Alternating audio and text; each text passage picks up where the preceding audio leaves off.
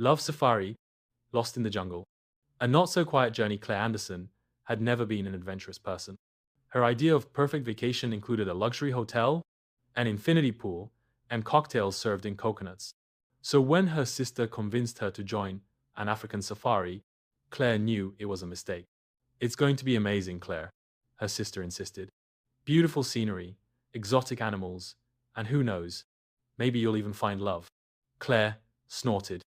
Please, all I'm going to find is a mosquito the size of my face. And as if the universe wanted to prove its point, as soon as they arrived at the camp, Claire met Jake Carter. Tall, tanned, and with a beard that screamed professional adventurer, Jake was the safari guide. Welcome to the experience of your lives, he said with a cocky smirk. Claire looked at him skeptically. Don't make me promises you can't keep. Jake raised an eyebrow. Just you wait. Claire had no idea how literal that promise would be. Lost in the jungle. On the third day of the safari, Claire was finally starting to enjoy the experience. Everything was going well, until her Jeep veered off the road and got stuck in the mud. Great, Claire sighed. Why can't we just do normal things like go to the beach? Jake, remaining calm, tried to move the vehicle. Because normal is boring. Well, I'd rather be bored than be lion food. But just as they were trying to fix the situation, a loud crash interrupted them. Was that thunder? Claire asked, worried. Jake shook his head. Worse. That was an elephant. Before they could react, the enormous animal charged the jeep, forcing them to run into the jungle. I'm going to kill my sister for talking me into this, Claire yelled as she ran. First try not to die here, then we'll plan revenge. Jake replied, and so, with no radio signal and no clear idea of how to get back, Claire and Jake were officially lost in the African bush. Surviving together. After walking for hours, they found a small clearing to spend the night. Perfect, Claire said sarcastically. Dream vacation, 5-star hotel, incredible views, and zero chance of survival. Jake laughed. If it's any consolation, you're not the first tourist to get trapped with me. And how many have survived? Jake leaned toward her with a mischievous smile. All of them, but some didn't want me to rescue them so quickly. Claire felt a chill that had nothing to do with the cold.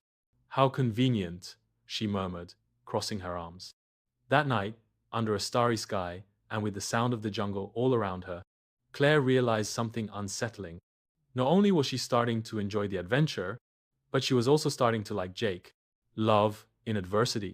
After a day of surviving together, with Jake teaching her how to start a fire, and Claire showing her that you can live without being an alpha male 24/7, their connection became indéniable. Look, Claire, Jake said as they shared a piece of fruit they'd found. I don't want to scare you, but I think you're becoming quite the adventurer. She laughed. Don't say it too loudly. I still want my bed and my air conditioning. Jake stared at her.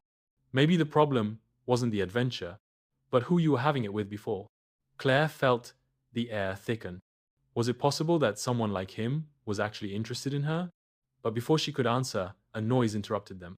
A helicopter! Claire shouted excitedly. Her rescue had arrived. End or beginning? Back in civilization, Claire should have felt relieved. But instead, something was bothering her.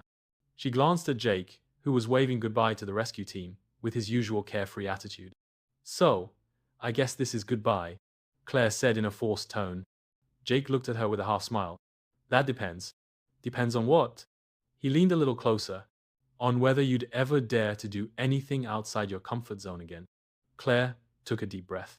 It was crazy, it was irrational, but why not? He smiled and took her hand. Let's go on an adventure.